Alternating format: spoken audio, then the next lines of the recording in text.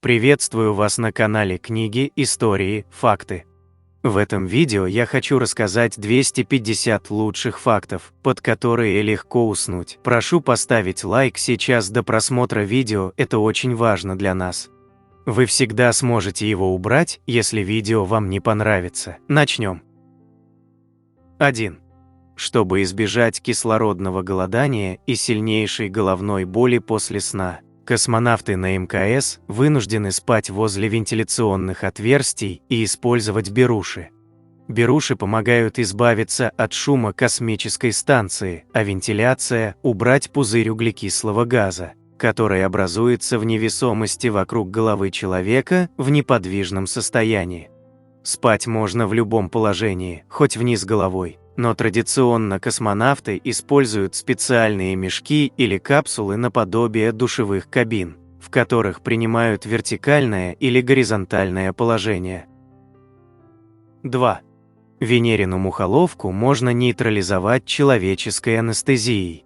Ученые из университета Юлиуса Максимилиана в ходе десятилетних исследований выяснили, что блокировать электрические импульсы, которые передает это растение с огромной скоростью, можно с помощью наркоза. Если ввести в растение анестезию, то импульс перестает передаваться в те зоны растения, которые командуют ловушке закрыться. То есть сигнал поступает, но не проходит к нужным рецепторам, тем самым блокируя цветочную нервную систему. 3. Летучие мыши висят вверх ногами, потому что не могут, как птицы, взлететь, подняв свое тело с земли. Можно было бы разбежаться для полета, но крошечные лапки не позволяют это сделать.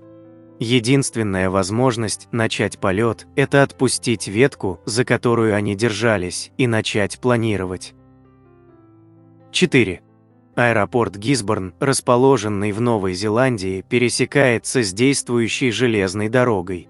Региональный аэропорт, осуществляющий только внутренние перелеты, вынужден планировать расписание вылетов с учетом расписания движения грузовых поездов, которые регулярно проезжают через главную взлетно-посадочную полосу. 5.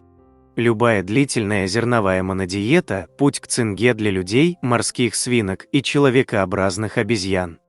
Только эти три вида представителей животного мира не обладают свойством воспроизводить витамин С у себя в печени.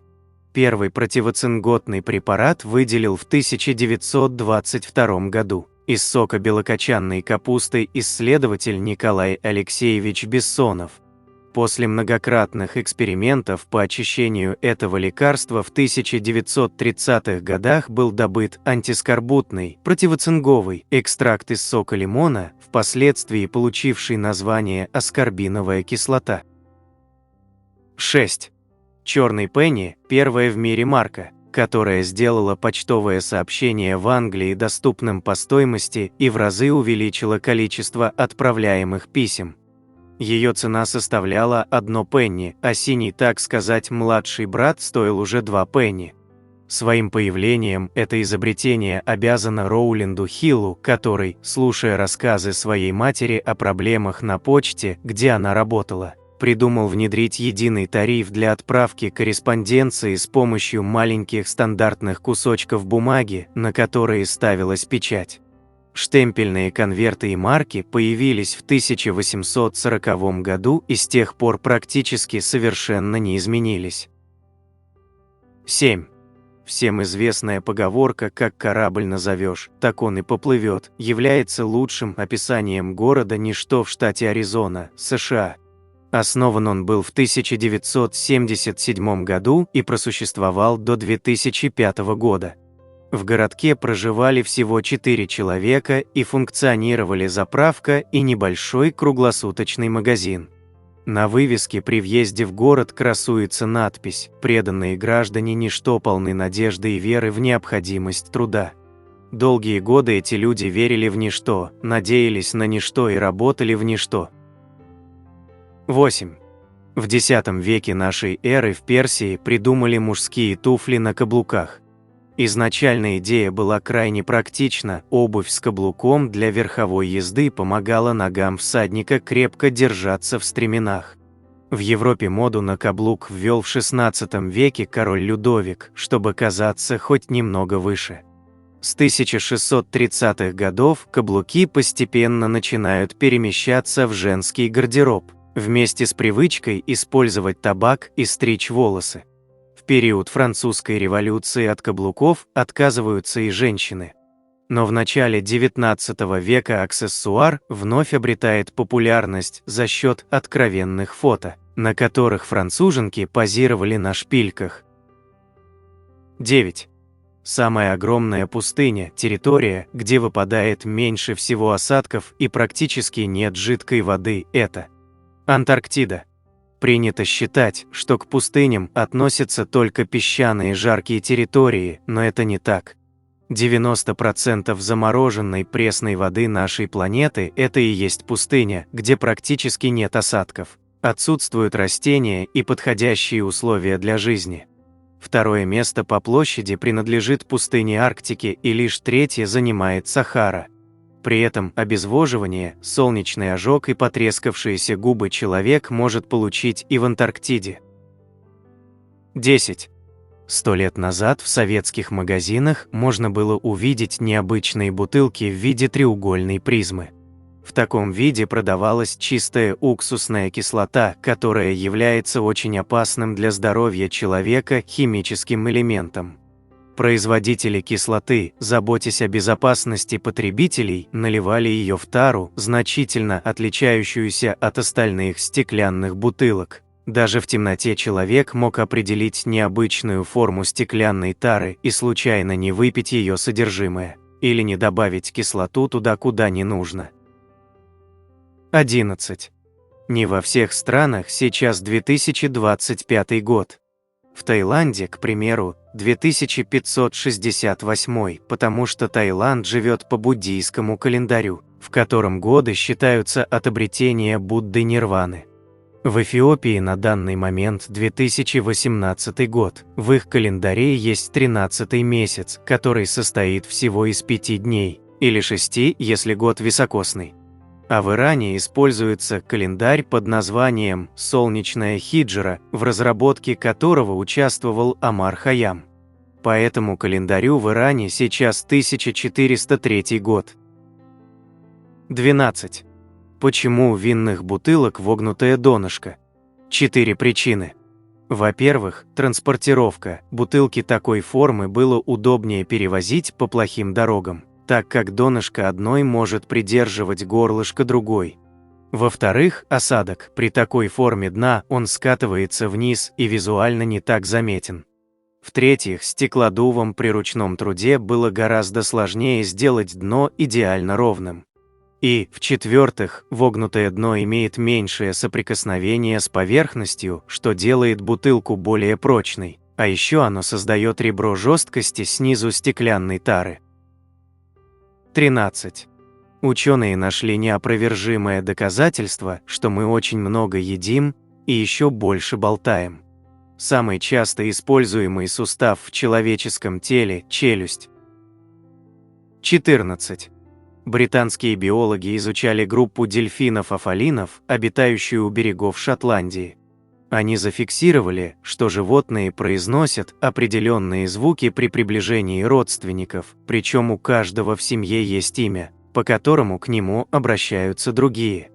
При включении записей речи родственников дельфины охотно подплывали к команде ученых и отвечали на слова родных, в то время как голоса млекопитающих из других стай воспринимали с опаской и в диалог не вступали. Помимо имен дельфины используют в общении более 14 тысяч звуковых сигналов. 15. Грызун голый землекоп не боится боли, не болеет раком и не стареет. Ученые пытаются разгадать секрет его генома, чтобы использовать для борьбы с раком и продления молодости человека. Его облучали, подвергали воздействию кислоты и создавали всевозможные негативные условия для обитания. Но за всю историю исследований были зафиксированы только 2 случая появления злокачественных опухолей. Продолжительность жизни землекопа может достигать 30 лет, хотя обычно грызуны живут не дольше 4-5 лет. Они даже способны продолжительное время обходиться без кислорода. 16. Мало кто знает, что на съемках фильма «Крестный отец. Голова коня», которую по сюжету подбросили в постель, была настоящей. Ее купили на мясокомбинате. А кота, сидящего на руках у главного героя, подобрали на улице. 17. Об уникальных лечебных свойствах меда известно всем, но вот тот факт, что мед – единственный пищевой продукт, который никогда не портится, делает его поистине особенным. Сахар, отсутствие влаги и идеальный уровень кислотности – формула, защищающая мед от вредных бактерий, которые и заставляют пропадать остальные продукты. Исследователи объясняют, что пыльца, смешанная с секретом желудка пчелы, как раз и консервирует мед естественным образом. 18. Если вы правша, то в большинстве случаев вы будете пережевывать пищу правой стороной челюсти. Если левша – левой. Правда, все может измениться в зависимости от того, с какой стороны у вас в последний раз болел зуб. 19. На то, чтобы сделать полный круг и пройти по всему телу человека, эритроциту требуется 20 секунд. В среднем красные кровяные тельца живут примерно 130 дней. Если не учитывать донорство, роды и операции, считается, что вся кровь в организме женщины обновляется за 3 года, а в мужском организме – за 4. 20. Еще лет 10-15 назад сложно было найти монитор компьютера, возле которого не дежурил бы колючий солдат, якобы поглощая вредное излучение. Существуют растения, которые действительно лучше растут, подпитываясь электромагнитными волнами, и кактус – одно из них. Вот только о полной ликвидации излучения речи не идет. Есть несколько версий появления этого слуха и ни одной научной теории, подтверждающей его. Растения гибли в темноте, измученные недостатком солнечного света и полива, совершенно напрасно. 21. Австралийский бизнесмен и политик Клайв Палмер уже более 10 лет занимается воссозданием «Титаника». Идея проекта – построить точную копию корабля и совершить путешествие по тому же маршруту. Судостроением занимаются в Китае.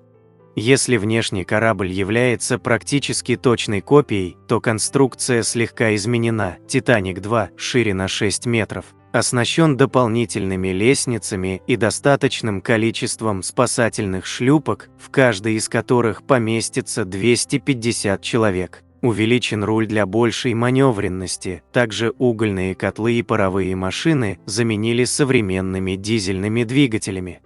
Финал строительства запланирован на 2027 год. 22. Фарох Булсара родился в Индии, а потом вместе с родителями перебрался в Занзибар. Его семья относится к народу парсов. Их осталось около 50 тысяч, и народ этот живет закрыто, соблюдая все древние традиции религии зороастризм, и постепенно вымирает. В 8 лет мальчику пришлось одному вернуться в Индию, чтобы получить хорошее образование в одной из британских школ.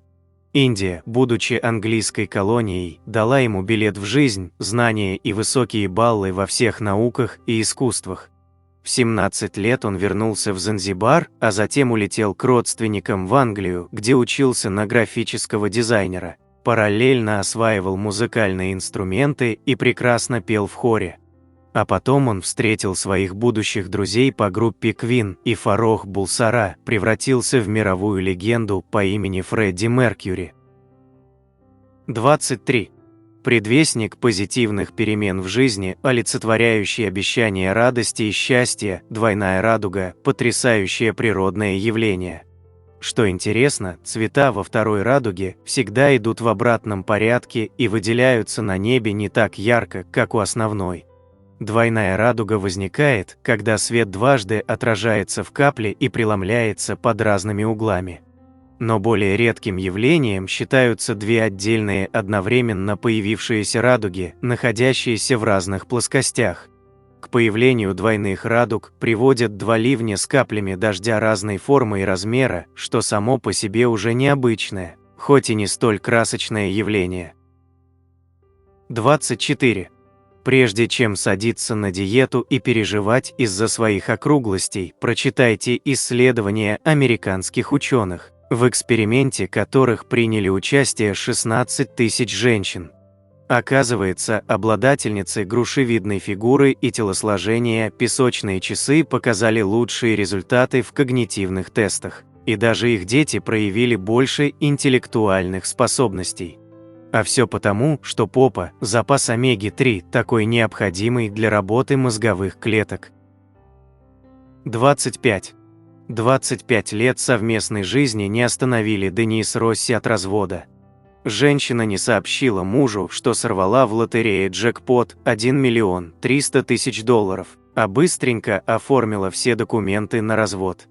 Вот только супруг узнал о выигрыше и обратился в суд, который присудил вернуть ему полную сумму за то, что его бывшая не задекларировала доход должным образом и обманула мужа.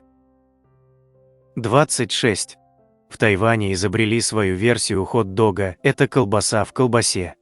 Жареные свиные колбаски, больше похожие на сосиски, завернутые в клейкую рисовую колбасу. Подают их с разными соусами и приправами, с чесноком и поджаренными на гриле. Блюдо продается в основном на ночных рынках Тайваня. 27. Все по-честному или как страны поделили свои атрибуты. 1993 год для Чехословакии начался с бархатного развода. Одна социалистическая страна совершенно мирно и бескровно превратилась в две капиталистические – Чехию и Словакию. При этом им удалось поделить не только территорию, но и гимн. Первый куплет на чешском языке остался за Чехией, а второй, немного дополненный, перешел к Словакии. 28. Самые опасные убийцы на планете – это комары. Переносчики опасных вирусов и заболеваний ежегодно истребляют 730 тысяч человек, преимущественно детей, в африканских и тропических странах. За всю историю человечества комары уничтожили 45 миллиардов человек, а значит унесли больше жизней, чем все войны, известной истории. Радует, что в России опасных видов обитает всего несколько – тигровые аедисы и анофилисы. В дождливое время года количество комаров превышает численность практически всех животных на планете. 29. О многозначности нецензурных слов русского языка можно слагать легенды, а вот самое многозначное цензурное слово в русском языке – глагол «идти», у которого 26 свободных и 14 фразеологически связанных значений. Оно указывает движение, действие, направление и показ, например, спектакля или мюзикла, обозначает ход в игре и процесс саморазвития, описывает подходящий наряд и действие механизмов. 30. Женщины обладают лучшим вкусом, в отличие от мужчин. И речь сейчас совсем не о моде или дизайне интерьера. Датские ученые доказали, что вкусовых рецепторов у девочек намного больше, чем у мальчиков. Они не поленились провести исследования среди почти 9 тысяч школьников, чтобы сделать такие выводы. Причем чувствительность к различным вкусам отличалась также по регионам, в которых проводились наблюдения. Вкусовые предпочтения не только меняются с возрастом, но и зависят от территории проживания и гендерных отличий. Мир вокруг для каждого человека индивидуален даже на вкус, и теперь это доказано. 31. Самый длительный тюремный срок в истории человечества, за который Габриэль Марча Грандес попал в Книгу рекордов Гиннесса, составил 384 912 лет. Казалось бы, такой абсурдно ошеломительный приговор может получить лишь серийный убийца, кровожадный нарушитель закона. Но на испанской скамье подсудимых оказался ленивый почтальон, который вместо доставки писем много лет занимался их утилизацией. Он уничтожил в общей сложности 42 768 писем, за каждое из которых получил по 9 лет тюремного заключения. Именно столько по испанским законам полагается отбывать за решеткой тому, кто попытается испортить документ. По факту Габриэль получил всего лишь чуть больше 14 лет заключения, но попытка прокурора вменить ему высшую меру наказания внесла его имя в историю человечества навсегда. Похоже, работа почтальоном в Испании – это огромная ответственность. 32. Куры видят лучше, чем люди. Человеческий глаз различает 3 цвета – зеленый, синий и красный. Куры различают 5, они способны видеть фиолетовый и ультрафиолетовый. Поэтому они видят восход солнца примерно на час раньше человека и очень рано просыпаются. 33. Япония, которая не отличается большими территориями, совершенно не афиширует свои запасы золота и не хвастает рудниками. В 2005 году удивила весь мир. Отлив самый большой золотой слиток на планете весом 250 килограммов и стоимостью почти 9 миллионов 500 тысяч долларов. Прикоснуться к нему могут все желающие в музее, расположенном на древних приисках в 30 километрах от Токио. Там же можно посмотреть, как добывалась руда, и попробовать себя в добыче золота. 34. Самое крошечное копытное животное в мире – оленек или вьетнамская крыса. До 2019 года считался вымершим, пока не устроил концерт перед лесными фотоловушками. Эти малыши обитают в лесах Юго-Восточной Азии и Западной Африки. Уже 50 миллионов лет показывают высочайшую жизнестойкость и приспособляемость.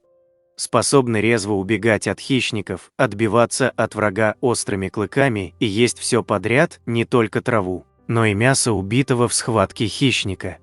Брутальные самцы устраивают дуэли за самок в брачный период, пуская в ход все те же острые клыки, защищают свою территорию, которая простирается на 10-15 гектаров от сородичей. В общем, боевой олень – образец жизнестойкости, энергии и позитива. 35. Ягода или фрукт, трава или овощ, или все же съедобный кактус, ананас – настоящая загадка природы. Плотная кожура и сочная сладкая мякоть, кладезь полезных витаминов и микроэлементов, лечит зрение и органы дыхания, предотвращает рак и проблемы с мочевыделительной системой, является прекрасным иммуномодулятором. Ботаники пришли к выводу, что ананас – это скопление множества маленьких ягодок, сросшихся в единый плод, который собирается исключительно вручную, при этом его можно только срывать, а не срезать, чтобы не повредить перед дальнейшей транспортировкой. 36. Родина шахмат – Индия, хранительница древней мудрости, спокойствия и силы духа. Изначально в VI веке игра носила название чатуранга – 4 войска, пехота, конница, слоны и колесницы. Такое же название имеет одна из силовых поз в йоге – чатуранга дандасана, которая укрепляет все группы мышц и закаляет волю. Потом шахматы перекочевали на территорию современных Ирака и Ирана, затем на Ближний Восток и только потом в Европу и Россию. Первый настоящий учебник по этой игре об изобретательности и искусстве игры в шахматы был написан в 1561 году испанским священником Руи Лопесом де Сегура. Польский психолог Ласло Полгар с помощью усиленного обучения 3 дочерей шахматному искусству доказал всему миру, что гения можно воспитать. 3 его малышки с 4-летнего возраста показывали потрясающие результаты в этой стратегической игре и обставляли опытных гроссмейстеров. Самое время отложить свои гаджеты и всей семьей показать, кто на что способен в этой древнейшей игре. 37. Скатерть на столах в древней Западной Европе не была украшением интерьера и элементом сервировки, а носила сугубо практический характер.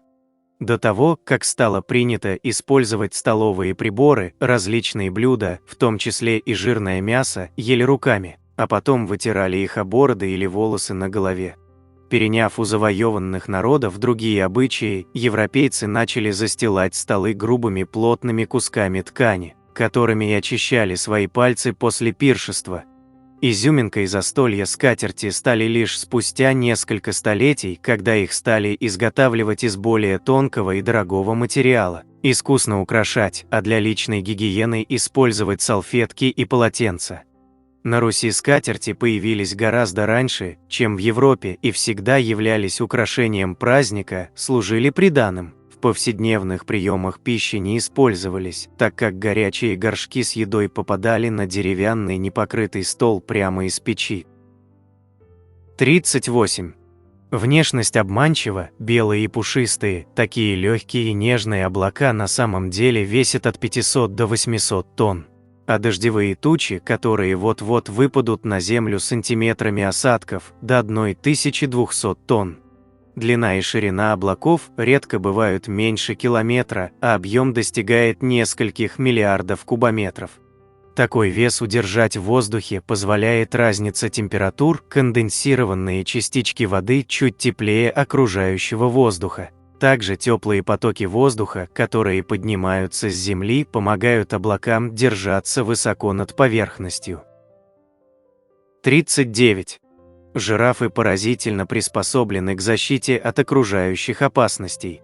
Высокий рост позволяет издалека заметить хищника, способность почти постоянно бодрствовать, засыпая лишь на пару минут, дает возможность этим гигантам все время быть начеку. 30 минут сна, вегетарианская диета и кроткий нрав – лишь цветочки в сравнении с тем, что жирафы могут обходиться без воды дольше верблюдов. Это спасает их от нападения на водопоях и позволяет долгое время передвигаться по саванне, восполняя запасы жидкости в организме с помощью влаги из поедаемых листьев.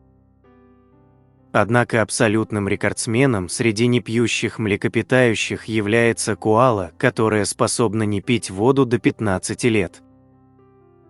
40.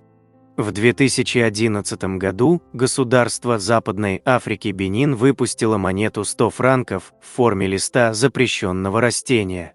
44-миллиметровая посеребренная медно-никелевая монета похожа на зеленый лист запрещенного растения с одной стороны и имеет герб Бенина и номинал с другой. Если монету потереть, она источает соответствующий запах. 41. Самое длинное название местности состоит из 85 английских букв. Это холм в Новой Зеландии. Местные жители просто называют его Таумата. В Книгу рекордов Гиннесса занесен еще более длинный вариант, состоящий из 92 букв в транскрипции. На языке маори это слово означает «вершина холма», где-то Матеа, мужчина с большими коленями, который скатывался, забирался и проглатывал горы, известный как поедатель земли, играл на своей флейте для своей возлюбленной. 42. Страхование жизни и частей тела от каких-либо странных происшествий не популярно в нашей стране. Зато в США и Англии продано более 50 тысяч полисов, которые компенсируют семье потери, если вас украдут инопланетяне. А отель Royal Falcon в Лоустофте, Англия, застраховал своих сотрудников и клиентов от смерти и инвалидности, вызванных призраками, полтергейстами и другими ненормальными явлениями. Великая сила маркетинга. 43. На одном из необитаемых Багамских островов живут водоплавающие свиньи. Они были самыми обычными домашними поросятами, но из-за жуткого запаха, который беспокоил туристов, хозяевам пришлось расстаться со своими питомцами и пустить их на вольные хлеба. Хрюшек стали подкармливать все те же туристы, а животные, в свою очередь, научились плавать и даже забираться в лодки, чтобы полакомиться угощением. 44. Хиллер – самое необычное озеро в Австралии и одно из самых удивительных в мире. Вода кисельно-розового цвета ежегодно привлекает тысячи туристов и сохраняет свой удивительный оттенок, даже если ее налить в стакан или другую небольшую емкость. Ученые предполагают, что такой цвет дают особенные водоросли, находящиеся в водоеме. 45. Пивовар Ксавье Ван Нести из Брюгге часто шутил, что хорошо бы доставлять этот напиток по трубам сразу в дома. И в один прекрасный момент этот каламбур превратился в настоящий проект. Теперь его напиток по 3-километровому пивопроводу доставляется из пивоварни за город в промышленную зону для розлива и упаковки. Часть суммы, потраченной на строительство этой системы, была собрана за счет краудфандинга, и те его участники, кто внес более $8000, теперь пожизненно обеспечены бесплатным напитком. 46. В 1985 году на Эйфелевой башне установили подсветку, которая является авторским творением, а не национальным достоянием страны, в отличие от самой башни. Поэтому снимки, сделанные в ночное время суток, запрещено продавать. Делиться в социальных сетях ночными фото главной достопримечательности Парижа не запрещено, а вот производить сувенирную продукцию можно только с разрешения управляющей компании. 47. Полосы на шкуре тигра уникальны, как человеческие отпечатки пальцев. При этом кожа такая же полосатая, как и мех животного.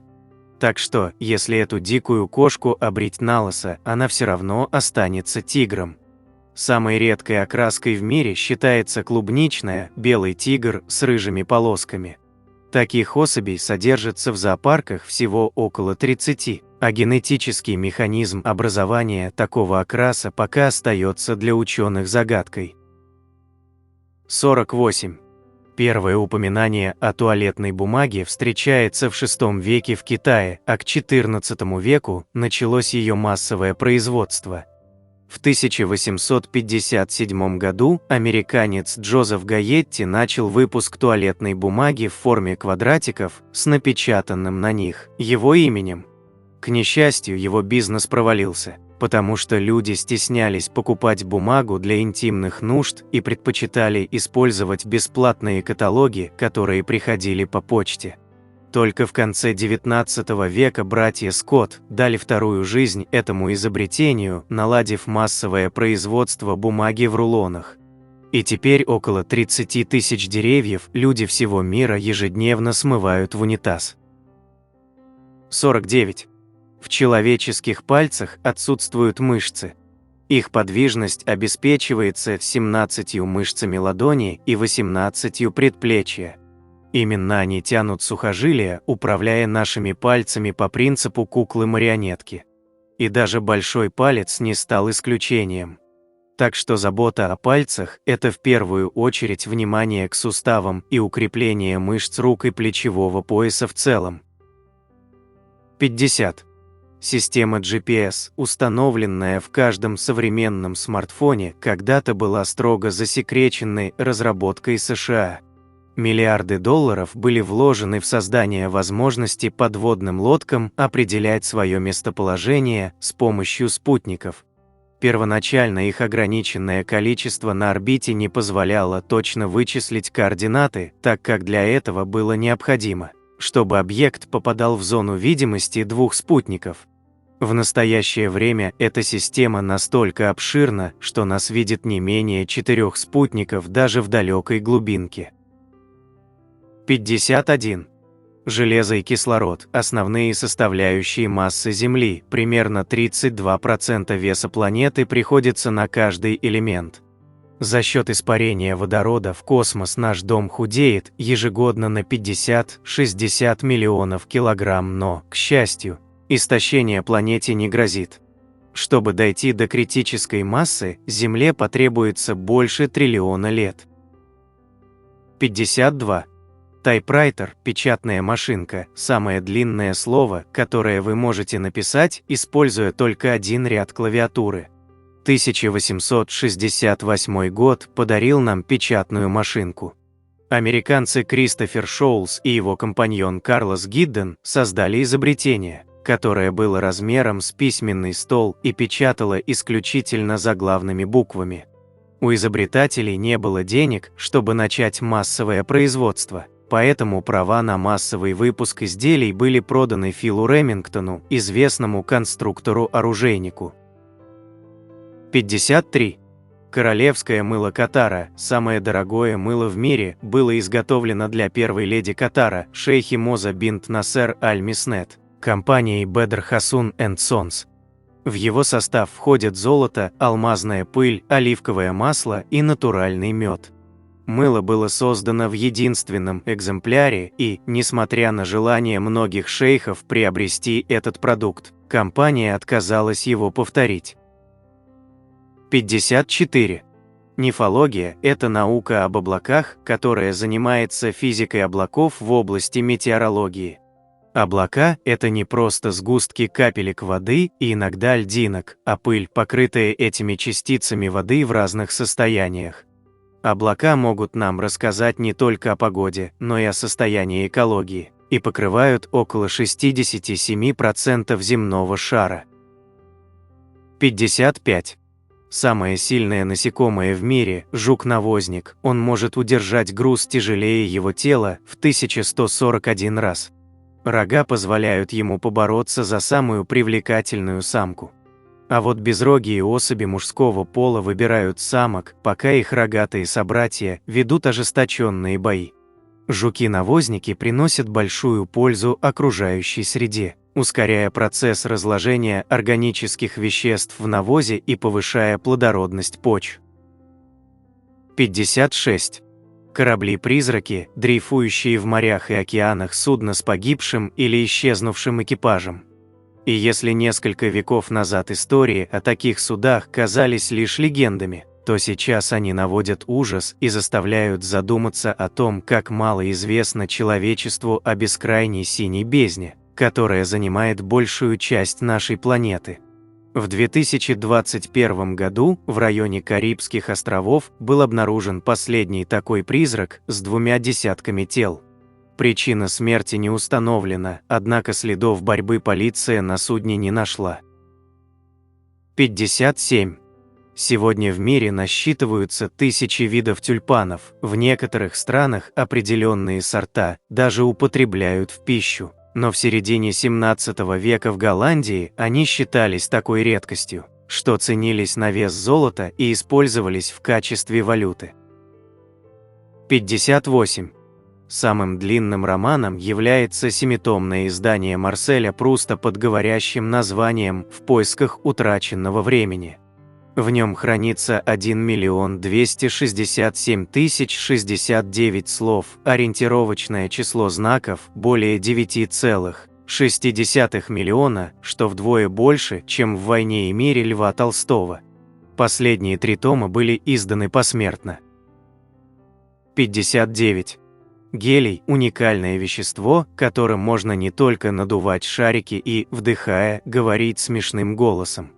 Его свойства экстраординарны – это одноатомный газ, молекулы которого не только не соединяются ни с какими другими веществами, но и даже друг с другом.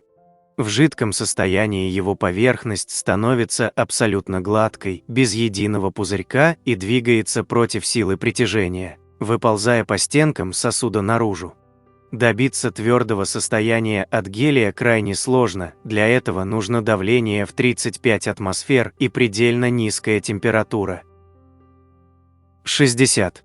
Человеческое тело полностью обновляется каждые 10 лет.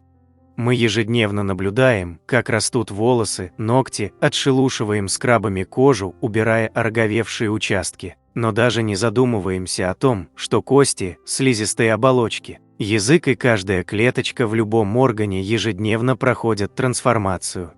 Печень полностью обновляется за 2,5 месяца, поверхность кишечника и желудка каждые 3 дня. От 5 до 20 дней требуется для замены бронхиол и альвеол в легких. Сетчатка и хрусталик глаза не способны к регенерации, зато роговица может восстановиться в течение суток при небольшой травме. Это говорит о том, что при должном упорстве, правильном питании и образе жизни мы способны модернизировать свой организм наперекор генетике. 61. Монумент Христа Искупителя в Рио-де-Жанейро был знаменит не менее Эйфелевой башни в Париже или, например, Статуи Свободы в Нью-Йорке. Поэтому в 2007 году власти приняли решение внести этот памятник в список новых чудес света. 62. Новорожденные слонята не умеют управлять своим хоботом. В нем находится больше 50 тысяч мышц, поэтому слоненку требуется время, чтобы овладеть ими. Примерно 6 месяцев мать обучает слоненка пользоваться хоботом, и только к 1-му году жизни у малыша получается брать им пищу и пить. До этого момента слоненок питается материнским молоком и долго пьет воду ртом. 63. 40 миллиардов часов в год тратят жители Африки на сбор пресной воды.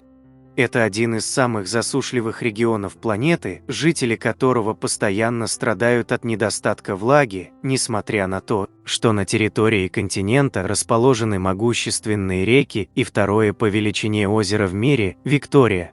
В последние 6 лет началось внедрение новой технологии по сбору воды из воздуха с помощью специальной башни, сконструированной из стеблей бамбука и биоразлагаемого пластика, которая конденсирует влагу из воздуха и собирает ее в емкости.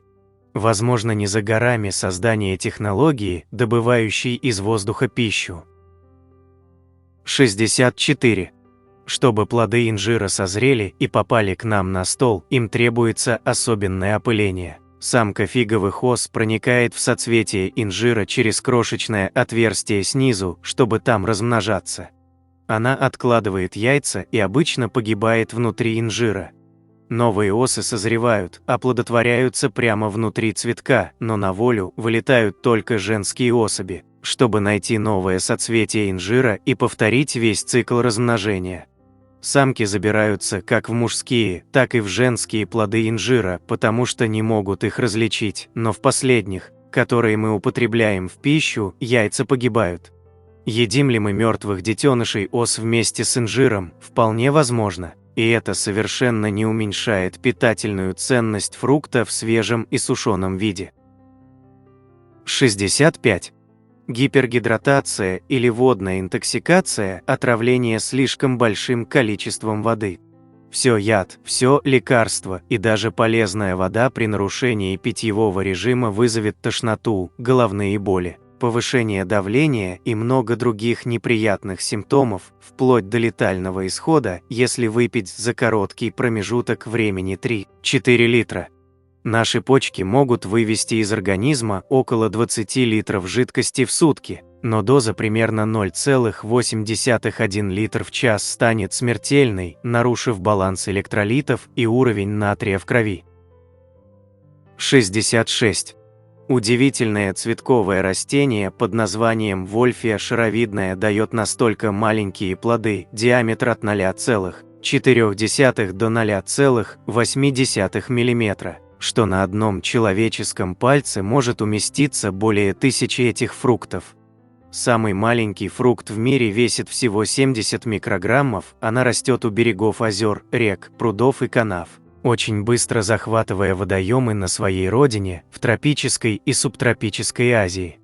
Ее завезли в Северную и Южную Америки, где ее стебли и листья выживают даже без корней. Фрукт считается очень полезным и питательным, так как насыщен протеинами. 67. Корабли-ледоколы не всегда разламывают лед острым носом. Принцип работы этих судов зависит от толщины льда. Только тонкий лед разрезается носовой частью, раздвигая и создавая позади себя свободное пространство. Большие толщи льда можно преодолеть, так сказать, заползая на льдины и раздавливая их своим весом. Существует множество способов, позволяющих создать проходы в ледниковых регионах, это крен или балластные цистерны. Ледоколы – это единственный способ поддерживать судоходство в замерзающих акваториях. 68. Австралийская якана, водоемная курочка, самец которой по достоинству признан самым заботливым отцом в мире пернатых. Летать не умеет, зато нежно носит детей под своими крыльями. Путешественником его не назовешь, создает семью обычно в том же водоеме, где и родился. Плавает, ныряет и ходит по воде, точнее по плавающим там листьям за счет поразительно элегантных конечностей. Самка выбирает себе пару из нескольких кандидатов, оставляя кладку с яйцами последнему счастливчику, который и заботится о потомстве. 69. Легенда о появлении басового ключа гласит, что его придумал Вольфганг Амадей Моцарт, получив завертевшийся в воздухе клюшкой для гольфа по голове. Он как раз находился в поиске, так сказать, нормального звучания ноты фа, когда случилось это озарение. Насколько правдива эта история, никто не знает, но уж очень она напоминает яблоко Ньютона, не так ли? 70. Эракенголуминосы – черви-светлячки, населяющие самую древнюю пещеру Новой Зеландии. Эти потрясающие создания, ровесники своего места обитания, живут всего один день, излучают зелено-голубое сияние, которое способно осветить всю пещеру. Со стороны кажется, что потолок пещеры усыпан множеством звезд. Это один из немногих биолюминесцентных видов животных суши, в основном такой способностью обладают обитатели морских глубин. 71. Мангусты – хорошие родители, они очень заботливо и нежно воспитывают детенышей. Причем отец гораздо более заботливый, чем мать. Один натуралист описывал, что когда у живших в неволе ручных мангустов забрали потомство, мать отнеслась к этому спокойно, а отец не находил себе места и в течение нескольких дней искал пропавших детей. 72. В столице Новой Зеландии есть свой мини-Голливуд, который в шутку называют Велливуд. Комплекс киностудий создан стараниями Питера Джексона, режиссера «Властелина колец». Именно в Веллингтоне он сделал свои первые шаги в жизни и в мире кино. 73. Во французском языке существует понятие «депейсмент», которым выражают ощущения, испытываемые кем-то, кто находится не на родине. Это чувство возникает от того, что человек – иммигрант или иностранец и ощущает себя оторванным от корней. 74. Адольф Гитлер очень любил животных и был против их убийства. Он упомянул о том, что он вегетарианец, в личном дневнике и даже подумывал ввести вегетарианство в качестве официальной идеологии. 75. В 2011 году в США знаменитые романы Марка Твена вышли в свет в новой редакции, издатели заменили слова, активно употреблявшиеся во времена автора, но считающиеся оскорбительными сейчас, на более политкорректные. 76. Ученые установили, что фермент, содержащийся в слюне летучих мышей, способен помогать людям, страдающим сердечными заболеваниями. Попадая в кровь человека, этот фермент предотвращает приступы, а при продолжительном употреблении может полностью вылечить сердце. 77. Искусство Ренессанса произвело настоящую революцию, но начали ее не хрестоматийные Леонардо, Микеланджело и Рафаэль. Одним из важнейших художественных нововведений эпохи стала масляная живопись. Со времен Вазари принято было считать, что изобрел ее нидерландский мастер Ян ван Эйк. На самом деле в Афганистане разведенные в растительном масле пигменты использовались в VI веке. Археологи обнаружили это уже в наши дни, когда стали исследовать пещеры, открывшиеся за спинами взорванных талибами бамианских Будд. А до Северной Европы масляная живопись дошла к XII веку. Она упоминается в трактате пресвитера Теофила о различных искусствах. Однако именно Ван Эйк довел эту технику до виртуозного совершенства. 78.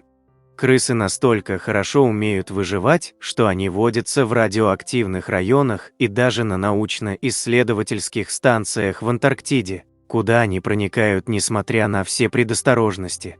Крысы, отличные пловцы, могут проплыть более 40 километров и будут хорошо себя чувствовать. А еще эти мелкие грызуны могут находиться под водой до 72 часов. 79. Бургундская улитка, обитающая во Франции, большую часть своей жизни проводит в спячке, но когда начинается теплый дождь, она издает мелодичное пение. Под раковиной имеется специальная полость, которая и позволяет улитке издавать звуки. 80. Сердце синего кита – самое большое в мире, его вес составляет около тонны. Это намного больше, чем сердце слона, самого крупного сухопутного существа. При этом пульс не бывает чаще, чем 20 ударов в минуту, обычно 5-10 ударов, а диаметр спинной аорты достигает 40 см. 81. Первые поселенцы прибыли в Австралию по морю из Юго-Восточной Азии где-то в интервале от 40 до 70 тысяч лет назад. Так что аборигены Австралии стали первыми мореплавателями в истории человечества. 82. Интересным фактом из астрономии является наличие возраста у Вселенной. Эйнштейн предполагал, что Вселенная вечна и о ее возрасте рассуждать не имеет смысла. Однако в 1929 году при наблюдении за различными галактиками было выяснено, что они отдаляются друг от друга и, соответственно, от Млечного Пути. Из этого следует, что Вселенная расширяется. Это явление можно сравнить с надуванием воздушного шарика. Если Вселенная расширяется, значит, должны быть исходная точка этого расширения и окончание процесса. Следовательно, ее возраст конечен и его можно рассчитать. 83. Мать Николая Гоголя была первой красавицей Полтавщины. Талантливый писатель происходит из уважаемого дворянского рода Гоголь-Янковских. Мария Ивановна отличалась повышенной впечатлительностью, религиозностью и суеверностью. Суеверен был и Василий Афанасьевич Гоголь. Суеверием дышит его рассказ о том, как он женился на Марье Ивановне, будто бы во сне явилась ему Божья Матерь и показала на некое дитя. Позже в Марии Ивановне он и узнал это самое дитя. 84. На пальцах коалы имеется такой же дактилоскопический рисунок, как и на пальцах человека. На протяжении многих веков ученые-зоологи не могли понять, зачем этим сумчатым медведям отпечатки пальцев. Самый адекватный ответ был получен в 1996 году учеными из Университета Аделаиды, Австралия, которые пришли к заключению, что это свойство увеличивает цепкость конечностей, которая необходима при лазании по деревьям. 85. Ближайшая к нам галактика Андромеда находится на расстоянии 2,5 миллионов световых лет. То есть сейчас мы видим Андромеду такой, какой она была во времена далеких предков человека, австралопитеков. 86. На орбите Земли за последние десятилетия скопилось огромное количество мусора. В большей степени он состоит из обломков спутников, которые когда-либо запускали люди. Мусор имеет разные размеры, большие и микроскопические, но движется по орбите с огромной скоростью. Поэтому даже скрепка может нанести непоправимый урон МКС, действующему спутнику телекоммуникационной системы или системы безопасности. Также мусор может привести к гибели космонавта, пробив насквозь его скафандр. 87. Жюль Верн сыграл большую роль в популяризации бананов. В своем романе 1873 года «Вокруг света за 80 дней» французский писатель включил восторженные описания бананов, которые впервые вызвали интерес к этим фруктам среди европейцев и американцев. 88. В лондонском метро есть специальная ветка Docklands Light Rail, поезда на которой полностью управляются электроникой. Доклендское метро управляется автоматической системой, да и на платформах нет работников, кроме особо загруженных и подземных станций. Но в каждой электричке есть особый агент помощи пассажирам, который может принять ручное управление поездом в случае непредвиденной ситуации. 89. Имя древнеримского императора Нерона дошло до наших дней и стало символом страха, ужаса и беспредела. Нарушившие обет целомудрия девушки почти всегда подвергались жестокому наказанию. Самый милосердный вариант был таким: жрицу Рубрию замуровали в небольшой пещере и оставили ее там. 90.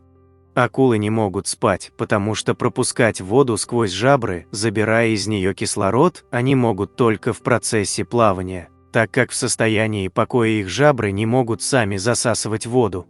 Таким образом, акулы никогда не спят, иначе они попросту задохнутся. 91. Чтобы научить волнистого попугайчика говорить, его можно отдать в специальную школу, созданную для птиц в Австралии. Оценивая успеваемость выпускников одной из таких школ в Сиднее в 1974 году, педагоги сочли возможным 50 ученикам поставить хорошие и отличные отметки, 20 – удовлетворительные, а 3 птиц оставили на второй год, так как они нарушали учебный процесс, обучая одноклассников словам, которые выучили еще до поступления в школу. 92.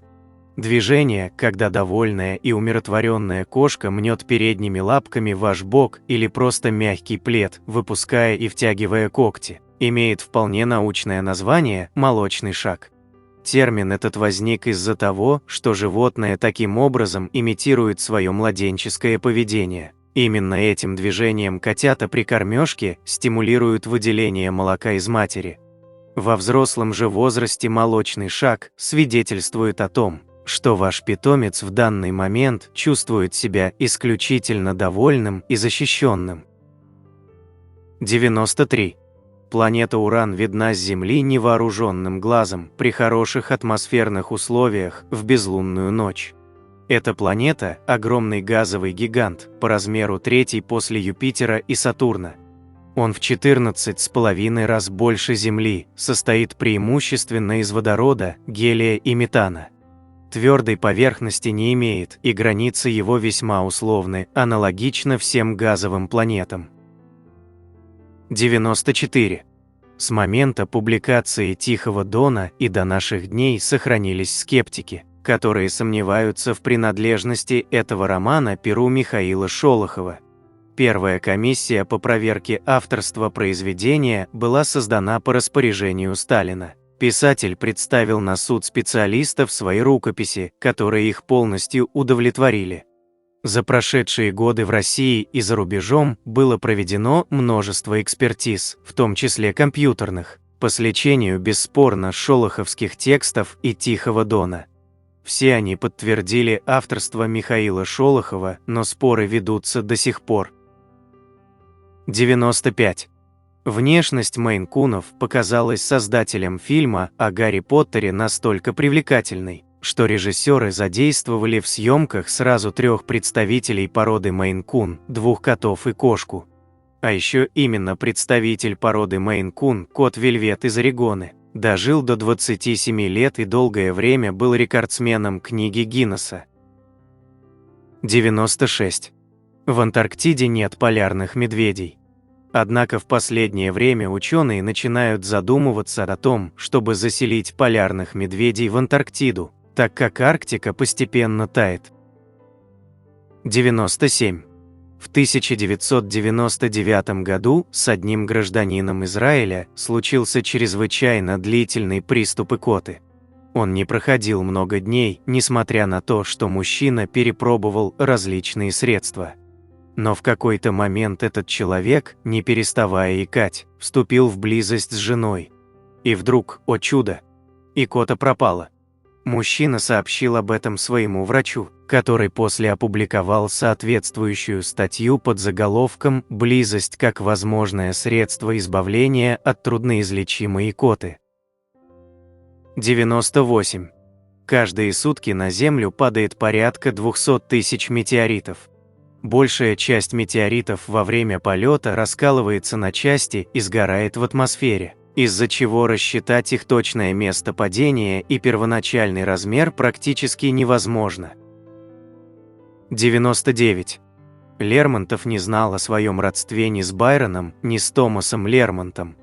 Тем поразительнее его предчувствие насчет своей шотландской крови, записанное им в стихотворении «Желание» на запад. «На запад помчался бы я, где цветут моих предков поля». 100. Белка – не только умный, но и хитрый зверь. В поисках еды она приспособилась к жизни рядом с человеком. Белки находят что-то питательное для себя в кормушках для птиц, умеют просить вкусненькое у прохожих, вырывают посаженные людьми растения в поисках семян. Иногда, Чтобы пойти на дело, они специально собираются в группы от 2 до 5 зверьков и распределяют роли. Задание одних – отвлекать внимание, в то время как другие, посыльные, забирают присмотренную добычу. 101. Яблоки более эффективны для пробуждения организма утром, чем кофе. 102. Единственные двое животных, которые могут видеть позади себя, не поворачивая головы, это кролик и попугай. 103. Только 55% американцев знают, что Солнце – звезда. 104. Арахис используется при производстве динамита. 105. Самый простой способ отличить зверя-вегетарианца от хищника. У хищников глаза расположены на передней части морды, чтобы видеть жертву. У вегетарианцев по обе стороны головы, чтобы видеть врага. 106. Шимпанзе – единственные животные, которые могут узнавать себя в зеркале. Кроме людей, конечно же. 107. Электрический стул был придуман дантистом. 108. Город Рим есть на каждом континенте. 109. К 2080 году население Земли будет около 15 миллиардов человек. 110. В казино не бывает прозрачных окон, только декоративные. 111. Майкл Джордан зарабатывает больше денег от рекламы кроссовок Nike, чем все работники этой компании в Малайзии. 112. Скрипка состоит из около 70 различных деревянных деталей. 113. На вершину Эйфелевой башни ведут 1792 ступеньки. 114. В большинстве рекламных объявлений часов время, показанное на часах, 10:10, потому что тогда стрелки создают улыбку. 115. У мужских рубашек пуговицы находятся справа, у женских – слева. 116. Центральная библиотека штата Индиана погружается в землю со скоростью почти 3 см в год из-за того, что при строительстве не был учтен вес находящихся в ней книг. 117. Если историю Земли сжать до 1 года, считая, что рождение Земли произошло 1 января, то первая жизнь появилась не раньше конца марта. Первые динозавры появились бы в середине декабря. Первые люди появились бы только за несколько часов до окончания года. 118. Первый владелец компании Marlboro умер от рака легких. 119.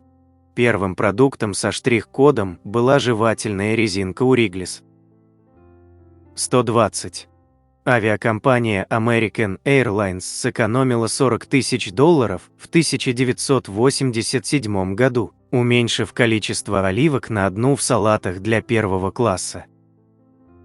121. Чтобы заснуть, нормальному человеку требуется в среднем 7 минут. А вам сколько необходимо времени для засыпания? 122. Человек по имени Чарльз Осборн икал в течение 68 лет. А всего-то нужно было ему прочитать книгу из пункта, озвученного ранее в этом видео. 123. Венера – единственная планета, вращающаяся по часовой стрелке. 124. Интересный математический факт: если 111 миллионов 111 тысяч 111 умножить на 111 миллионов 111 тысяч 111, то получится 1 триллион 234 миллиарда 567 миллионов 898 тысяч 765. 125. 35% людей, размещающих объявления на сайтах знакомств, уже женаты или замужем. 126. Первый в истории одеколон появился как средство профилактики чумы. 127. Слоны – единственные млекопитающие, не умеющие прыгать, и единственные животные с 4 коленями. 128.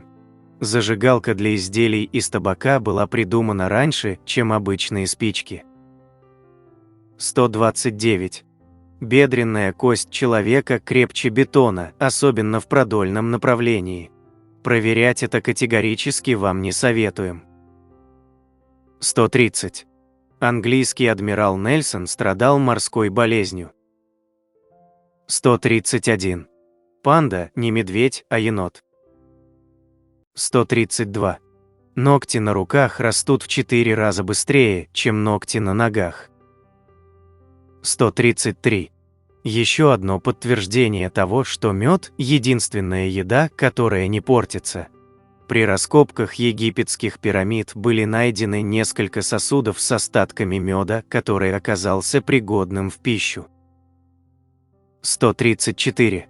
Некоторые гусеницы могут есть себя в отсутствие другой пищи. 135. На Багамах есть подводное почтовое отделение. 136. Зима 1932 года в США была настолько холодной, что полностью замерз Ниагарский водопад. 137. Каждый год примерно 250 тысяч женатых американцев подвергаются избиениям со стороны своих жен. 138. Когда в 1850 году из Европы в Америку привезли первую партию воробьев, американцы так обрадовались, что закормили их всех до смерти. 139. Около 70% живых существ Земли – бактерии. 140. У улитки около 25 тысяч зубов. 141. На 50-летних дубах не растут желуди. 142. Таракан может 9 дней жить без головы. 143. В начале второго тысячелетия, тысячный год, население Земли составляло 400 миллионов человек. К концу 1999 год уже 6 миллиардов. 144. Принцы Вильям и Чарльз никогда не летают в одном самолете, чтобы королевство не лишилось сразу 2 наследников. 145. С 1916 года в США запрещено отправлять здания по почте. Закон появился после случая, когда мужчина отправил 40-тонный дом через штат Юта, чтобы избежать высоких фрахтовых ставок. 146. Дождь и даже шторм из лягушек прошел в мексиканском городке в 1997 году. 147. Вы не чувствуете запахи, пока спите. 148. Астронавтам не разрешается есть бобы перед выходом в космос, так как газы в скафандре могут повредить его. 149. Крокодилы умнее, чем мы думали. Они специально проглатывают камни, чтобы погружаться на большую глубину.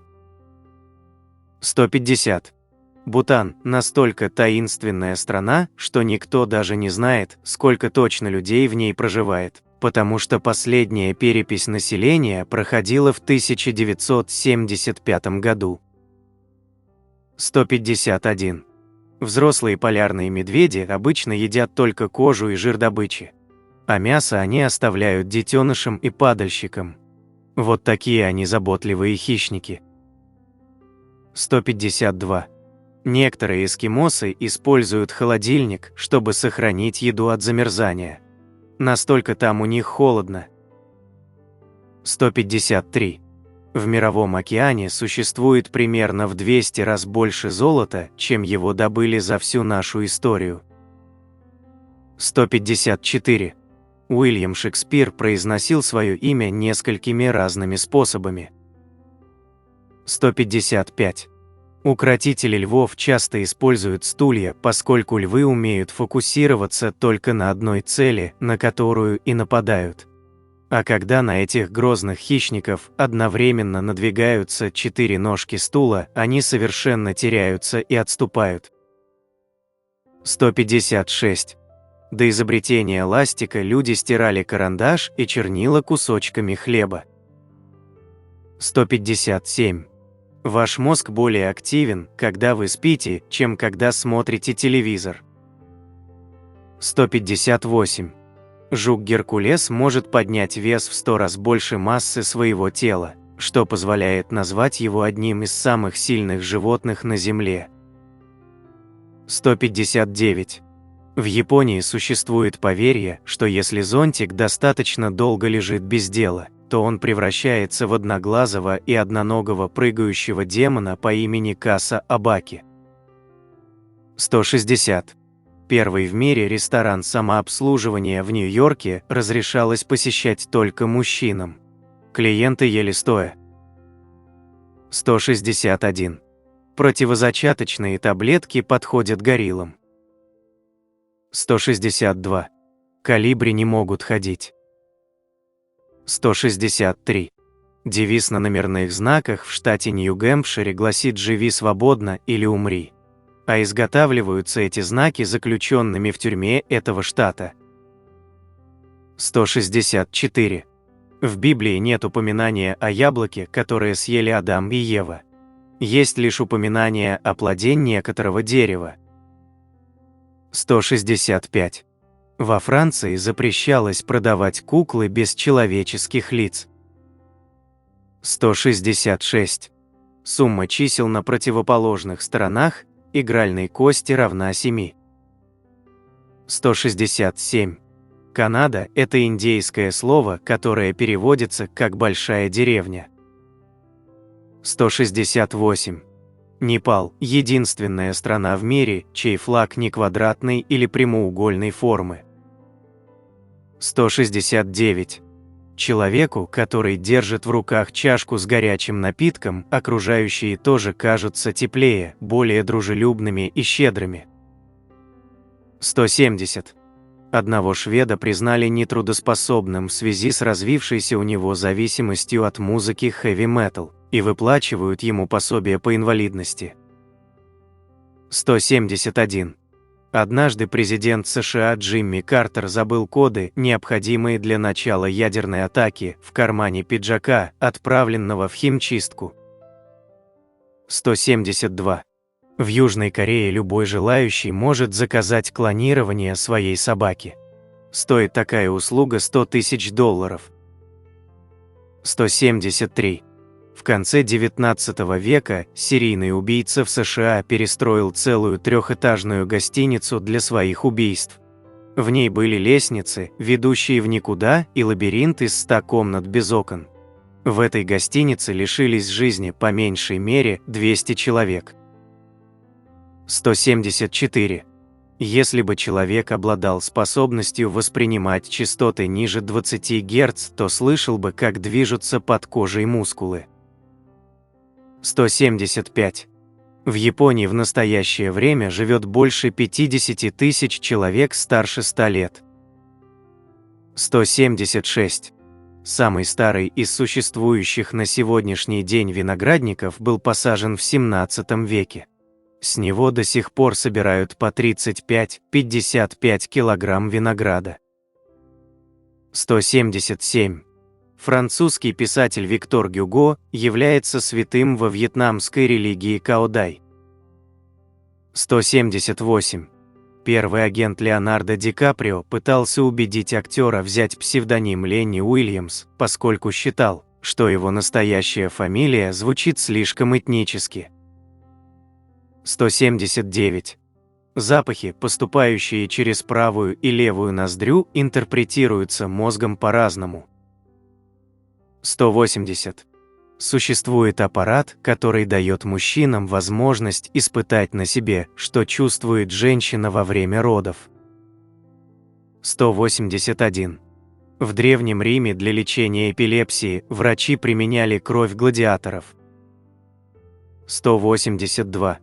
Когда Эштон Кутчер готовился к роли Стива Джобса, он пытался придерживаться диеты последнего, и в результате оказался в больнице из-за проблем с поджелудочной железой. Стив Джобс умер от рака поджелудочной железы. 183. Сальвадор Дали нарисовал логотип для Чупа-Чупс. 184. Люди с голубыми глазами более чувствительны к боли, чем все остальные. 185. Если наперсток наполнить материей из нейтронной звезды, он будет весить почти 100 миллионов тонн. 186. В лимоне содержится больше сахара, чем в клубнике. 187. Если бы люди использовали формулы Ньютона вместо теории относительности Эйнштейна, вычисления GPS отличались бы на несколько километров. 188. Самое холодное место в известной Вселенной находится на Земле в финской лаборатории. Ученым удалось заморозить атомы с помощью лазерного охлаждения. Это привело к температурам в пределах миллиардной степени абсолютного нуля. 189. То же химическое соединение, что придает малине ее вкус, разлито по всей Вселенной. Ученые предполагают, что если бы Вселенную можно было бы попробовать, она была бы похожа на малину. 190. Чаплин занял 3-е место на конкурсе двойников Чаплина. 191. В человеческом мозге больше синапсов, чем звезд в Млечном Пути. 192. Если бы можно было убрать все пустое пространство в атомах, то Эверест поместился бы в рюмку. 193. Если кричать на стакан воды в течение 80 лет, то можно его вскипятить. 194. Если бы Кока-Колу не подкрашивали, она была бы зеленая. 195. Когда вы летите в самолете, ваши волосы растут в 2 раза быстрее. 196. ДНК человека на 30% совпадает с ДНК салата. 197. Чихнуть с открытыми глазами невозможно. 198. Пчелы умеют считать до 4. 199. Фильм «Титаник» стоил больше, чем сам «Титаник». 200. Согласно эксперименту Хафеля-Китинга, время бежит быстрее при полете в западном направлении относительно центра Земли, чем в восточном направлении. А сейчас я хочу попросить о минуте вашего внимания, касающейся организационных вопросов на нашем канале КИФ. Прошу вас подписаться, а также нажать на колокольчик и выбрать все уведомления. Также прошу вас подписаться на наш телеграм-канал, ссылка на него размещена в шапке главной страницы. Из него вы всегда оперативно узнаете о выходе новых видео, и только там мы регулярно публикуем материалы, которые никогда не будут размещены на YouTube из-за жестких правил площадки. Эти 2 пункта очень важны для развития канала, и прошу вас прислушаться к моей просьбе. Обращаю ваше внимание, что, как и всегда, в конце видео вас ждет очень интересный бонусный факт для всех досмотревших этот ролик до конца, который вам наверняка неизвестен. В заключении этого видео мы разместим самые интересные, популярные, полезные и остроумные комментарии, которые зрители оставляли к предыдущему нашему ролику, а также список наших спонсоров. Оставляйте свои комментарии, чтобы попасть в следующий ролик. А теперь продолжаем. 201. Все клетки вашего тела делились с тех пор, как на Земле зародилась жизнь. И все это деление закончится с вашей смертью, за исключением клеток, которые вы передадите вашим потомкам, одна на ребенка, и некоторых обстоятельств, например, донорство органов. 202. Дети растут быстрее весной. 203. Артур Конан Дойл способствовал популяризации горных лыж. После того, как писатель перебрался в Швейцарию в город Даврос в 1893 году, горный воздух был предписан его жене. Артур обучался основам лыжного спорта у братьев Брангеров. Занимались они по ночам, чтобы избежать замечаний от местных жителей. Именно Дойл был первым британцем, который описал острые ощущения от катания на лыжах. Писатель верно предсказывал, что в будущем сотни англичан поедут в Швейцарию на лыжный сезон. 204. Сеноты – это своего рода взаимосвязанные природные колодцы, расположенные по всему полуострову Юкатан в Мексике. Майя считали их священными, и это одно из самых загадочных природных образований. Помимо артефактов эпохи майя, погребенных в их глубинах, сами сеноты образуют обширную сеть пещер, которая до сих пор остается неизученной должным образом. В настоящее время на полуострове Юкатан насчитывается около 6000 задокументированных сенотов. Спелеологи считают, что по всему региону находится гораздо больше таких колодцев, а также совершенно новые экосистемы и формы жизни, с которыми мы, вероятно, прежде никогда не сталкивались. 205. Основной достопримечательностью Венеции, конечно же, остаются гондольеры. Их общее количество всегда неизменно и совершенно не зависит от того, ушли ли гондольеры на пенсию или в их гильдию прибывают новички. Гильдия гондольеров была создана в 1094 году, среди ее членов никогда не было женщин. Это являлось всегда исключительной прерогативой мужчин, да и к иностранцам там относились с предубеждением. 206. Труднопроизносимое слово мемилопинетепеи принадлежит яганскому языку, на котором говорят на огненной земле. Оно даже было занесено в Книгу рекордов Гиннесса как наиболее емкое слово. Им члены племени яганов обозначают обмен взглядами между двумя людьми, в котором выражается желание каждого, чтобы другой стал инициатором того, чего хотят оба, но ни один не хочет быть первым. 207. Церера – это самый большой объект в поясе астероидов, который имеет 940 километров в диаметре и является ближайшей к Солнцу карликовой планетой. Церера была открыта в 1801 году итальянским астрономом Джузеппе Пиацци в Палермской астрономической обсерватории и получила свое название в честь древнеримской богини плодородия. 208. В абсолютной темноте кошка, вопреки широко распространенному мнению, видеть не может. Да, у этих домашних питомцев отличное зрение, они же по природе ночные хищники. Поэтому в условиях слабого освещения они видят гораздо лучше человека, благодаря сильно увеличенному количеству фоторецепторов палочек в глазах и особому светоотражающему слою тапетуму. В итоге в сумерках зрение кошки в 7 раз острее нашего. Интересно, что при обычном и ярком свете напротив зрение человека даст фору кошачьему, особенно если это касается неподвижных объектов, которые кошки воспринимают не так хорошо, как движущиеся. А еще, в отличие от человека, кошки имеют немного больший угол обзора – 200 градусов вместо 180 градусов, но гораздо слабее воспринимают разницу цветов и с трудом перефокусируются с близких объектов на дальние и обратно. 209. Парижский кинотеатр Le Grand Rex, способный одновременно вместить до 2650 человек, считается самым большим в Европе.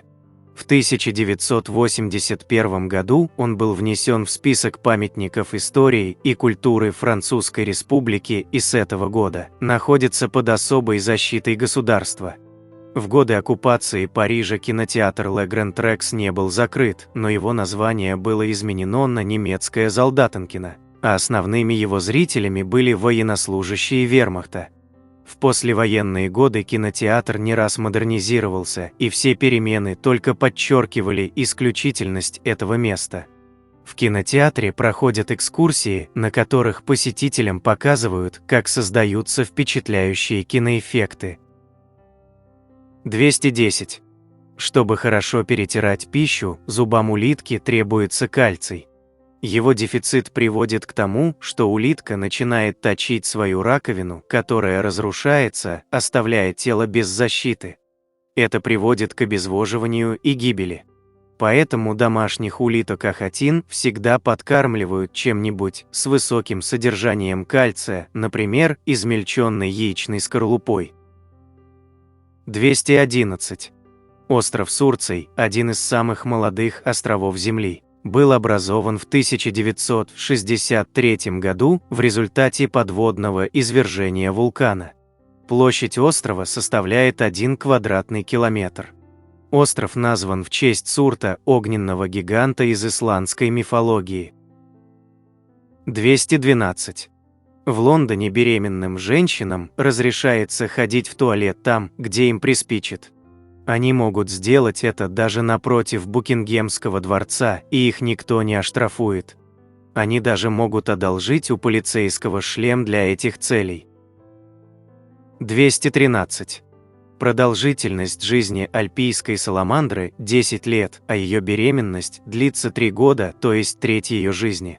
Перед рождением детенышей самка устремляется в водоем, затем происходит откладка яиц в воду. Вполне сформировавшиеся личинки тут же разрывают яйцевые оболочки и расплываются. Но бывает и иначе, яйца откладываются недозрелыми, и развитие продолжается несколько дней в воде. Личинки в этом случае вылупляются, только если вода чистая и богата кислородом. 214. Barrelfish – это рыба, которая может вращать глазами во всех направлениях, а так как голова рыбы прозрачна, она может еще и попробовать разглядеть свой мозг, если таковой имеется. Черные точки над ее ртом – это не глаза. Глаза – это зеленые полусферы в голове. 215. За убийство панды в Китае применяется смертная казнь. Большая панда является уязвимым видом. До 2016 года считалась исчезающим видом, характеризующимся постоянно уменьшающимся размером популяции и низким уровнем рождаемости как в дикой природе, так и при содержании в неволе. Ученые предполагают, что в дикой природе осталось около 2060 особей. В настоящее время Китай предлагает панд другим странам в 10-летнюю аренду. Стандартные условия аренды включают арендную плату в $1 миллион США в год и предоставление гарантий, что все родившиеся в период аренды медвежата являются собственностью КНР. 216. На протяжении всего времени написания «Ревизора» Гоголь часто писал Пушкину о своей работе, рассказывал, в какой стадии она находится, а также неоднократно сообщал, что хочет ее бросить. Однако Пушкин запрещал ему это сделать, поэтому «Ревизор» все же был дописан. Кстати говоря, Пушкин, присутствующий на первом прочтении пьесы, остался от нее в полном восторге. 217. Под ледяным покровом Антарктиды находится обширная территория площадью около 13,7 миллиона квадратных километров, где отсутствует видимость и наблюдаются стабильно низкие температуры. Из-за неблагоприятных условий нет возможности исследовать ее в полной мере. Тем не менее, во время исследований британской антарктической службы было обнаружено, что жизнь под Антарктидой весьма загадочна. Ранее было известно, что там обитают известные нам виды, например, рыбы, черви и некоторые виды ракообразных. Все они являются мобильными хищниками или падальщиками. На этот раз ученые обнаружили несколько видов организмов, которым для выживания требуется постоянный поток пищи сверху и солнечный свет. Исследователи понятия не имеют, как и почему они там живут, имеет ли это эволюционный смысл. Более того, многие виды, обнаруженные в ходе исследований, не были знакомы науке. 218. На Руси, где было известно более 150 жемчугоносных рек, издавна существовал промысел жемчуга. Главным образом это были реки северо-западной части России, хотя в древних рукописях упоминается его добыча и в других регионах. Отсюда и обилие вышивки жемчугом на нарядах, причем не только женских, но и мужских. 219. Ежегодно в декабре в город Гонолулу отправляется на марафон более 28 тысяч бегунов. Он является одним из самых массовых марафонов в мире. Впервые забег состоялся в воскресенье 16 декабря 1973 года. В тот день на старт вышло всего 167 бегунов в возрасте от 8 до 58 лет. 151 из них смогли закончить дистанцию. 220. Топливо в первых керосиновых лампах не имело никакого отношения к нефти, керосин тогда получали из угля. Лишь во второй половине XIX века, после исследований Селимана, керосин начали получать из нефти. Именно переход на нефтяной керосин подстегнул взрывной спрос на нефть. 221. Москву часто называют белокаменной. Это связано с тем, что в период правления Дмитрия Донского Кремль целиком был построен из белого камня. Со временем старые здания разрушались, а на их месте возводились новые, но уже из красного кирпича. Чтобы не портить общий вид, отремонтированные фасады окрашивали в белый цвет. В 1947 году, когда Москве исполнилось 800 лет, Сталин подписал указ о том, чтобы Кремль полностью был перекрашен в красный цвет. Таким он остается и в наше время. 222. В наше время стоимость Манхэттена оценивается примерно в 50 миллиардов долларов. В 1626 году Манхэттен был приобретен у местных индейцев всего за 60 голландских гульденов, что на то время составляло около 25 долларов. 223. В Брюсселе скульптура «Писающая дворняга» установлена в центре города в 1998 году. Выполнена она в натуральную величину из бронзы. К слову, эта статуя не является фонтаном, в отличие от других писающих скульптур. По задумке автора, фигура дворняги, а дворняги – это смешанные породы, символизирует смешанность культур столицы Бельгии, что и наблюдается в Брюсселе. 224. Антарктида 53 миллиона лет назад была настолько теплой, что вдоль ее берегов росли пальмы.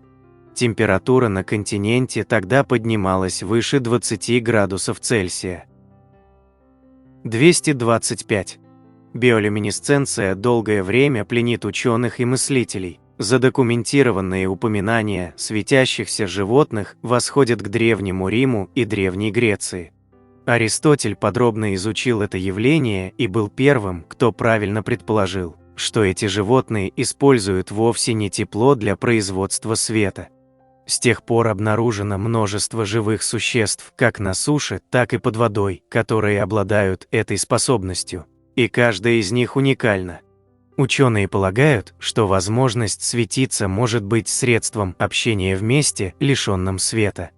Согласно исследованиям, около 76% всех океанских обитателей обладают способностью к биолюминесценции, хотя пока неизвестно, как большинство из них ее используют. 226. Испанцы славятся своей общительностью, а также любовью вкусно поесть в большой шумной компании. В испанском даже существует отдельное слово «собермеса», которое обозначает период времени после еды, которое люди остаются за столом и просто беседуют с теми, с кем только что разделили этот обед или ужин. 227. Не все яркие огни, которые видны на ночном небе, это звезды. Ближайшими звездами к нашей планете являются Проксима Центавра, звезда Бернарда, Сириус и другие. Однако кроме них также видны планеты и кометы. 228. Жираф – животное, которое не умеет зевать, в отличие от многих теплокровных и хладнокровных, которые периодически разевают пасть, чтобы захватить больше кислорода. Человек зевает порядка 250 тысяч раз за свою жизнь, а жираф – ни разу. 229. В настоящее время в мире насчитывается более 600 миллионов домашних кошек, то есть это животное есть практически у каждого 12-го человека.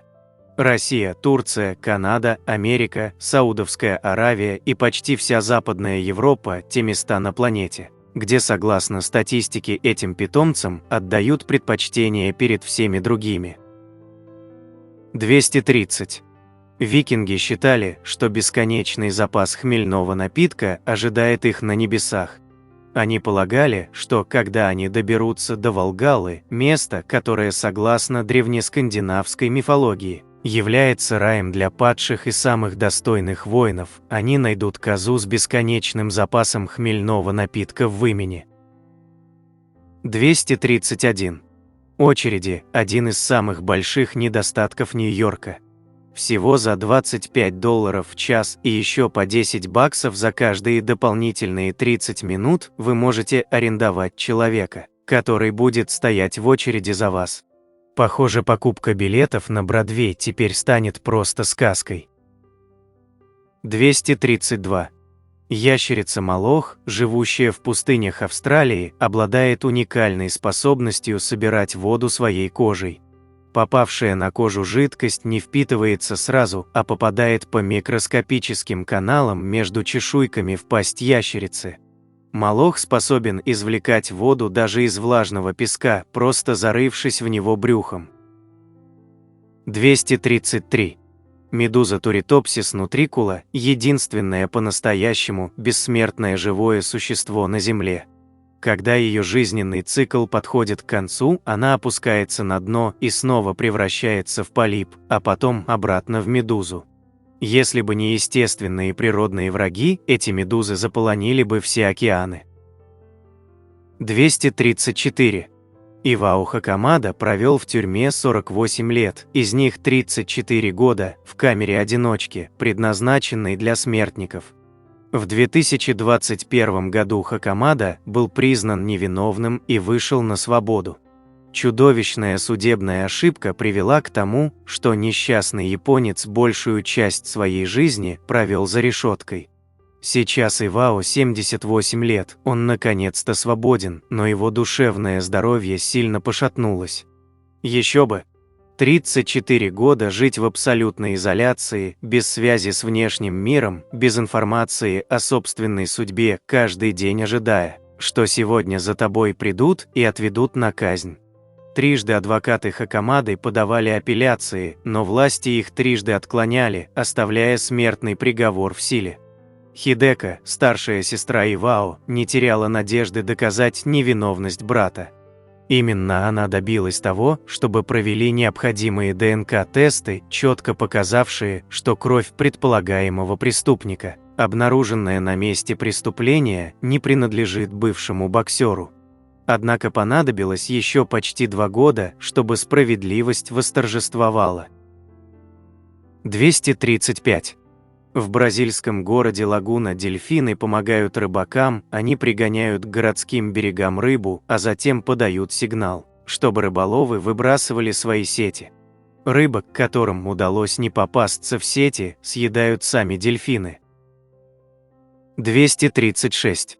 Спортсмен из экваториальной Гвинеи Эрик Мусамбани научился плавать всего за 8 месяцев до Олимпиады 2000 года в Сиднее, тренируясь в гостиничном бассейне. На этих играх он показал худший результат 100-метровки вольным стилем среди победителей олимпийских заплывов. 237. Достаточно мощное извержение вулкана способно изменить климат на планете и послужить причиной настоящего конца света. Главный кандидат на уничтожение нашей цивилизации – Йеллоустоунский супервулкан, находящийся в США. Первый раз он извергался около 2,1 миллиона лет назад, а последний – около 640 тысяч лет назад. Всего он извергался трижды. 238. Ученые из Пенсильванского университета в США создали айсбот. Робот полностью состоит изо льда. Его вес составляет 6,3 килограмма. По словам специалистов, он был изобретен для исследования Антарктики. Также его будут применять и для изучения других планет. 239. Валетта была первым европейским городом, строительство которого велось строго по нормативам Департамента городского строительства. Этот департамент специально тогда же и был создан и существует до настоящего времени. 240. Коты Мейн-куны обладают уникальным шерстяным покровом, который спасает их от холода и жары в равной степени. Причем шерсть Мейн-куна в меньшей степени сваливается комьями, чем у представителей других пород. и еще обладает водоотталкивающими характеристиками. 241. Веселка – самый быстрорастущий гриб в мире. За минуту он вырастает на 4-5 мм. Другие названия этого гриба – фалюс нескромный, сморчок вонючий и сморчок подагрический. 242.